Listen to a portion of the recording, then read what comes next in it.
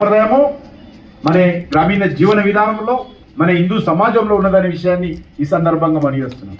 కాబట్టి మనం కూడా అదేవిధంగా మన యొక్క సామాజిక వర్గంలో వెనుకబడినటువంటి వాళ్ళు ఏమున్నారు, విద్యార్థులుగా ఇంకా చదువు అందనటువంటి వాళ్ళు ఎవరున్నారు, ఇంకా అలాంటి వాళ్ళకు కూడా మన యొక్క సంక్షేమ సంఘాల తరఫున వాళ్ళకు చేయూతను అందించాలి.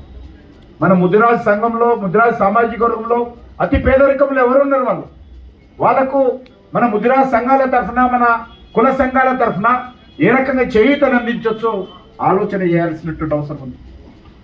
వాళ్ళు చదువు కానీ, వాళ్ళ కుటుంబాలకు సంబంధించినటువంటి సెటిల్మెంట్ కానీ, వాళ్ళ కుటుంబాలకు సంబంధించినటువంటి పిల్లలకు ఏదైనా చిన్న చిన్న ఉద్యోగాలు ఇప్పించేటువంటి కార్యక్రమం కానీ అది ప్రధానంగా ఉండాలి.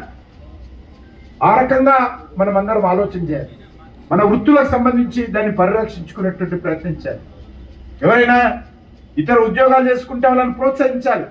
కానీ ఎవరైనా వృత్తులు చేసుకుంటామంటే కూడా వృత్తులను ప్రోత్సహించే విధంగా మనందరం వాళ్ళకి అండగా నిలబడాలి. అది ఈరోజు కుల సంఘాలు ప్రధానంగా చేయాల్సినటువంటి పని. కుల సంఘాలు ఖచ్చితంగా రాజకీయాలలో ముందుకు రావాలి. రాజకీయాలలో మరి ముందుకొచ్చి మరి అన్ని స్థాయిల్లో కూడా నిలబడాల్సినటువంటి అవసరం స్పష్టంగా భారతీయ జనతా పార్టీ తరఫున గతంలో నేను మరి అంబర్పేటలో 3 సార్లు ఎమ్మెల్యే గెలిచాను. మన సికింద్రాబాద్ ప్రజల ఆశీస్సులతోటి 2వ సారి పార్లమెంట్గా గెలిచాను. అన్ని ఎన్నికల్లో కూడా పెద్ద ఎత్తున వాళ్ళు ఏ పార్టీలు ఉన్న